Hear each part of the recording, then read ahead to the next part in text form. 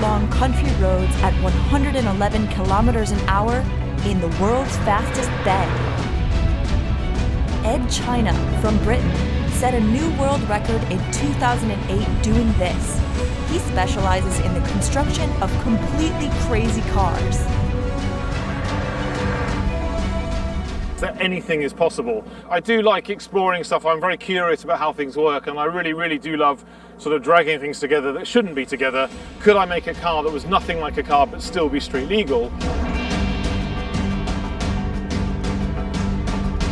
Well, if I show you some of the controls, you've got the steering wheel, it's quite conventional, and then you've got your indicator and stuff, your lane and your horn as well is all on here. So everything is nice and close, easy to get hold of. He's made it into the Guinness World Records 8 times. I guess nobody else is really doing that, so it's quite nice to be in that strange space. But it's also about pushing the limits and then just seeing how far you can take that. And I think, that's really where I guess some of the records started to come in. And obviously the sofa record was just literally Guinness World Records came to me and said, did you know that 87 miles an hour on a sofa is a world record? The sofa is steered by a pizza pan and braked with a beer can. Its gas pedal is knee-operated. Edd China earned his first world record when he drove the sofa around a track at a motor show and a spectator timed him. I set the world record for fastest furniture about 20 years ago, about 1998, and that's kind of what set the whole thing in motion then, because once you've got one record, a Guinness World Record isn't enough. You need to have lots and lots, and that's where we started building crazy cars and getting crazy records.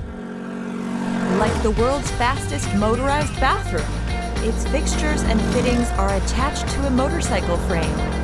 When it comes to creating new forms of mobility, Edd China likes to break with convention and simply let his imagination run wild.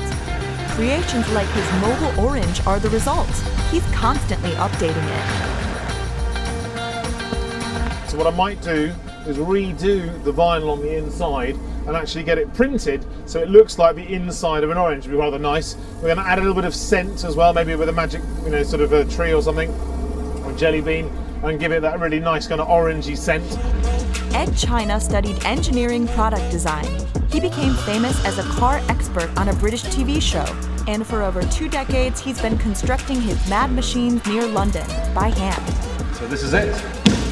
Where all the madness is made. In fact, most of it's kept. Got some mad ice cream van. This is the world's fastest all-electric ice cream van. His latest record, pushing the all-electric vehicle to a top speed of 119 kilometers per hour wasn't a problem, but there were a few additional challenges. Yeah, there were quite a few rules that Guinness put down actually for us. And then also, of course, you had to be able to serve ice cream before and after the event, and that was really the nub of the problem.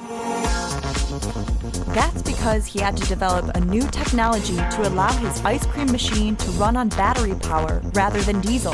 He's patented his green ice cream machine, and now it's being employed in conventional ice cream trucks. In the meantime, his record has now been broken, but his electric ice cream van project still gives him the drive to do more. I could actually change the world and make it a better place. I mean, who wants diesel fumes with their ice cream, right? I mean, the Guinness World Record thing is fun, but there is now, there's always been an engineering purpose behind it, and that's part of the challenge. It's just nice to do stuff for fun, but at the same time, it has a second or third purpose as well, and I think really, that's really where this is going. And you've got to do stuff that amuses people, but it has to have a point. Edd China could provide valuable impetus for new kinds of mobility. The record-breaking rebel is used to getting things moving, even things that normally stay put.